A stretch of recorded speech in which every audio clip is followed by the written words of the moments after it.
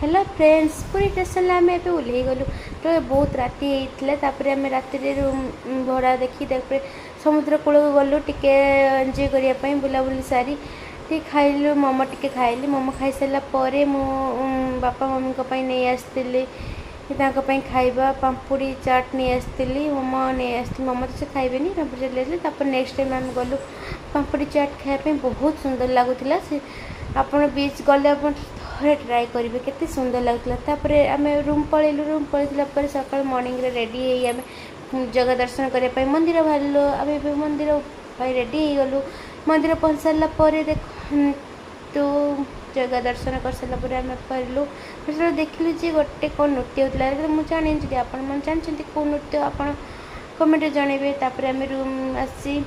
Dress change करी आम गाधियापी गलु जब भिडियो भल लगे सब्सक्राइब करदे एमती दिन टी आमर।